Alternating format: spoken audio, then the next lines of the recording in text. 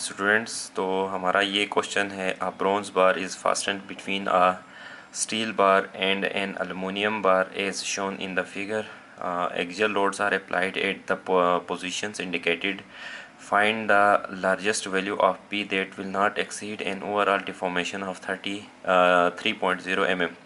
Or the following stresses: 140 MPa in the steel, 120 MPa in the bronze, and 80 MPa in the aluminum. Assume that the assembly is suitably braced to prevent buckling.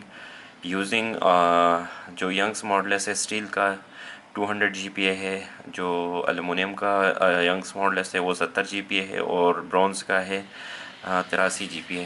ठीक है, हमारे पास कुछ इस तरह का है। जो हमारे पास ये जो स्ट्रक्चर है कुछ इस तरह का है। ब्रॉन्ज का एरिया है 650 mm स्क्वायर, स्टील का है 480 mm स्क्वायर, और एलुमिनियम का है 320 mm स्क्वायर। और स्टील की जो लेंथ है 1.0 मीटर है, और ब्रॉन्ज की 2.0 मीटर है, और इसी तरह एलुमिनियम की 1.5 मीटर्स।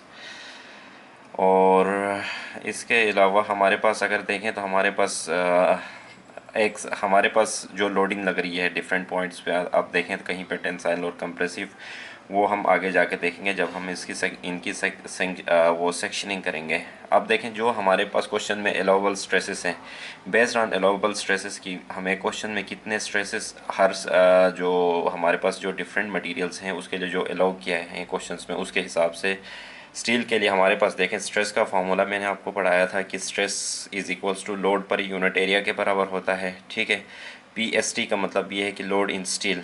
ठीक है, और हमारे पास अगर यहाँ से हम क्रॉस मल्टीप्लाई करेंगे इसको तो हमारे पास PST हो जाएगा। ठीक है, ये सिग्मा ST और AST ये हमारे पास एरिया का स्टील का एरिया बन जाएगा। ठीक है, तो PST is equals to stress in steel. हमारे पास जो अलाउबल स्ट्रेस थी यहाँ पर अगर हम देखें तो यहाँ पे देखें इज़ इक्वल्स टू 140 MPa। ठीक है, यहाँ पे अगर आ जाओगे तो यहीं 140 MPa यहाँ से आया 140, और एरिया ऑफ स्टील हमारे पास 480। ठीक है, एरिया ऑफ स्टील यहाँ पे देखोगे तो 480 mm स्क्वायर है, और यहाँ पे इन दोनों को मल्टीप्लाई करेंगे तो ये हमारे पास आ जाएगा 67,200 न्यूटन। ठीक है, और हमारे पास 67.2 किलो न्यूटन।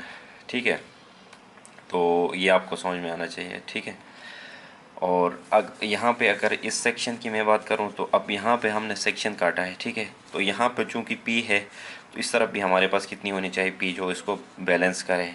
ठीक है, अब इसको मैं मज़ीद हम नेक्स्ट जब ब्रॉन्ज़ की तरफ जाएंगे तो आप समझ जाओगे। तो अब हम देखेंगे यहाँ पे कि ब्रॉन्ज़ की जब बारी आती है तो ब्रॉन्ज़ को अगर हम देखेंगे तो ब्रॉन्ज़ का अगर हम सेक्शन काटें तो आप देखेंगे कि हमारे पास हमारे पास ये P है। ठीक है, और अंदर से यहाँ पे हमारे पास क्या है 3P है। ठीक है, तो हमारे पास जो इस डायरेक्शन में है पॉजिटिव एक्स एक्सिस की डायरेक्शन में है, और ये किस डायरेक्शन में है नेगेटिव एक्स एक्सिस की डायरेक्शन में है। तो हमें कितना P चाहिए जो इसको बैलेंस करे 3P को। तो हमारे पास 2P की डायरेक्शन इस तरफ होगी, इनवर्ड होगी। तो टोटल हमारे पास ये PVR is equals to 2P ये हो गया, एक P ये हो गया। टोटल 3P हमारे पास नेगेटिव एक्सिस की तरफ होंगे, और एक ये हमारे पास 3P उस तरफ होकर टोटल हमारे पास कितना हो जाएगा, ये 4P बैलेंस हो जाएगा। तो ब्रॉन्ज़ की अगर हम मज़ीद उसकी हम अगर नेट उसकी बात करेंगे, अगर हम जब क्या कहते हैं क्रॉस सेक्शन की बात करें ओवरऑल, तो यहाँ से भी आपको क्लियर पता चल रहा है कि अगर हम यहाँ से काटें इस सेक्शन को, क्योंकि ब्रॉन्ज़ सेंटर में है, जिस तरह हमने लास्ट उसमें हमने स्टील को यहाँ से काटा था, और अब हम इसको यहाँ पे ब्रॉन्ज़ को अगर हम यहाँ से कट डाउन करेंगे तो हमारे पास देखें इसको बैलेंस करने के लिए कितना चाहिए होता है। 3P ये इस तरफ है। ठीक है, 1P इस तरफ है। ठीक है, 3P मतलब ये कि पॉजिटिव एक्सिस की तरफ है, तो हमारे पास हमें यहाँ पे नेगेटिव एक्सिस की तरफ 1P है। टू बैलेंस दिस P हमें यहाँ पे सेक्शन पे कितना P चाहिए एक्स्ट्रा 2P नेगेटिव एक्सिस की डायरेक्शन में।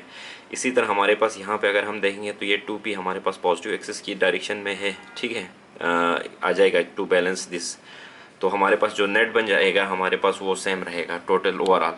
ठीक है, तो ये आपको टोटल एक दफ़ा फिर देख लो इसे 2P कैसे आया। ठीक है, तो अब यू विल बेटर अंडरस्टैंड। ठीक है, तो यहाँ पे भी अगर हम इस तरफ देखते हैं तो ये 2p हमारे पास किस डायरेक्शन में है, पॉजिटिव एक्सिस की डायरेक्शन में है, और ये 2p भी किस तरफ किस डायरेक्शन है, पॉजिटिव एक्सिस की डायरेक्शन में है। तो 2p और 2p 4p, और ये जो 4p है यहाँ पे ये किस डायरेक्शन में है, नेगेटिव एक्सिस की डायरेक्शन में है। तो हमारे पास ये +2p 4p और ये -4p मिलकर हमारे पास टोटली हमारे पास नेट ज़ीरो आ जाएगा। तो ये बैलेंस्ड आ जाएगा। अब हम आते हैं यहाँ पे ब्रोंस में। ब्रोंस का वही फॉर्मूला है हमारे पास, PBR is equals to stress in bronze multiply by area of bronze. फिर अगर कोई कमज़ोर दिल वाले को ये नहीं समझ में आए कि भाई ये कहाँ से आया है, तो इसके लिए यही वाला फार्मूला है स्ट्रेस का। Stress is equals to load per unit area, ठीक है। तो यहाँ पे स्ट्रेस ब्रोंस की बात हो रही, तो यहाँ पे भी BR आएगा, P की जगह में BR आ जाएगा, A की जगह में भी BR आ जाएगा। यहाँ पे मैंने वही लिखा है, देखें, PBR is equals to stress in bronze multiply by area in bronze multiply by area of bronze, ठीक है। PBR is equals to 2PBR। अब किसी को ये नहीं समझ में आया कि 2PBR कहाँ से आया है, तो यहाँ से आया है, ठीक है। 2 यहाँ पे जब हमने सेक्शन काटा तो हमें बैलेंसिंग के लिए जो हमारे पास लोड चाहिए था वो कितना था, 2p, तो इसलिए यहाँ पे हमने 2PBR लिखा है, ठीक है। और स्ट्रेस इन ब्रोंस कहाँ 120 कहाँ से आया है क्वेश्चन में, यहाँ पे मेंशन किया था कि जो अलाउबल हमारे पास यहाँ पे देखें 120 MPa इन द ब्रोंस, तो यहाँ से हमने 120 लिख लिया है, ठीक है। और एरिया ऑफ ब्रोंस कितना था, एरिया ऑफ ब्रोंस हमारे पास था 650, तो ये हमारे पास आया 650, तो हमारे पास कितना है 78,000, ठीक है।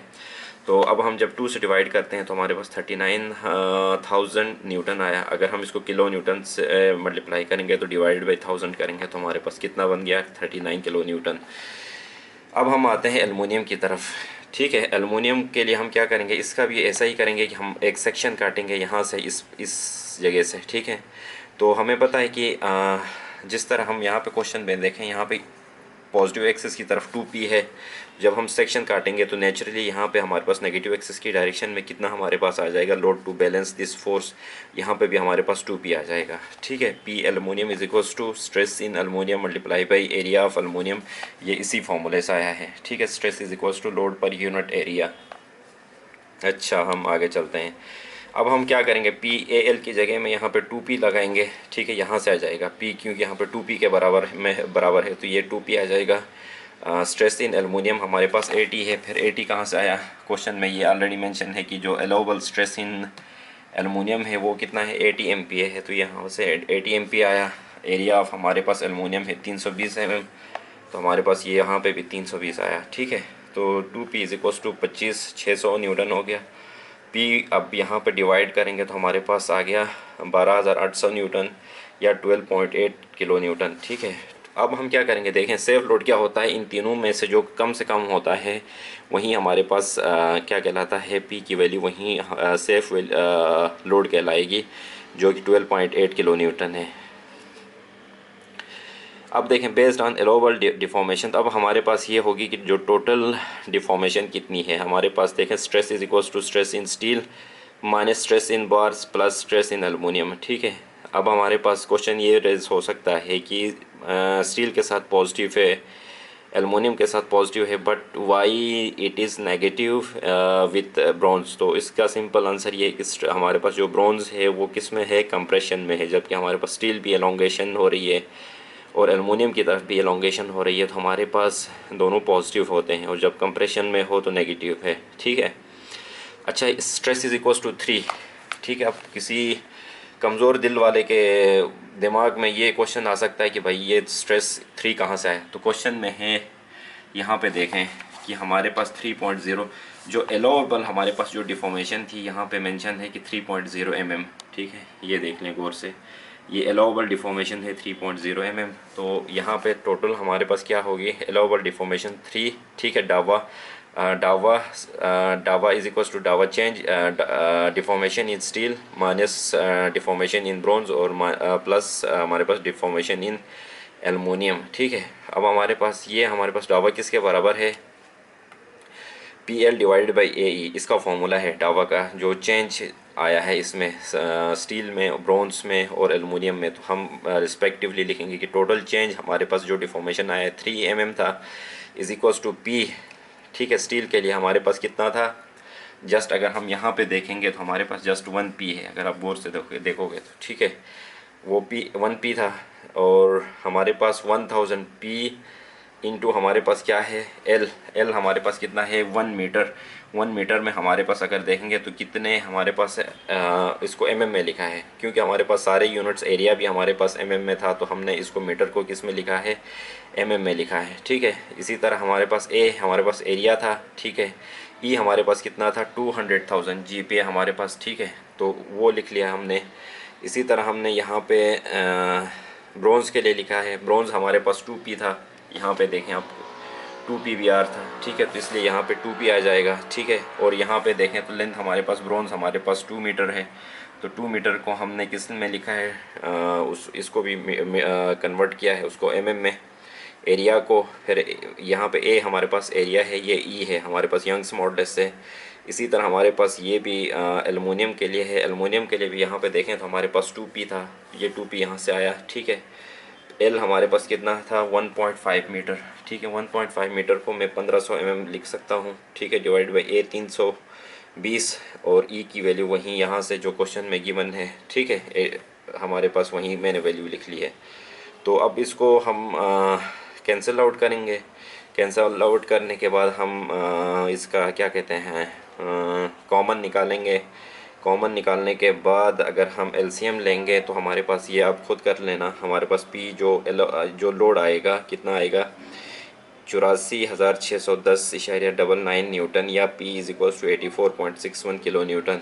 ठीक है, तो हमें क्वेश्चन में यही पूछा गया था कि कितना लोड आना चाहिए। ठीक है, find the largest value of P। Question में ये पूछा था कि find the largest value of P that will not exceed, कि हमारे पास find the largest value of P की लोड की इतनी मैक्सिमम वैल्यू बताओ जिसकी वजह से यहाँ पे इसमें मेंबर में हमारे पास जो ओवरऑल जो डिफॉर्मेशन आएगी वो कितनी होनी चाहिए, 3 mm से ज़्यादा नहीं होनी चाहिए। ठीक है, क्वेश्चन ये था, हमें फाइंड करने को ये कहा गया था। तो वो हमने टोटली हमने सब कुछ कैलकुलेट किया है, तो P की वैल्यू भी आ गई है। तो बस यही क्वेश्चन था। Hopefully you will understand this question, और अगर किसी को भी फिर भी कोई क्वेश्चन है तो you may ask in the comments, तो और मुझे बता देना, then I will answer you as soon as possible. Thank you so much. अल्लाह हाफिज़।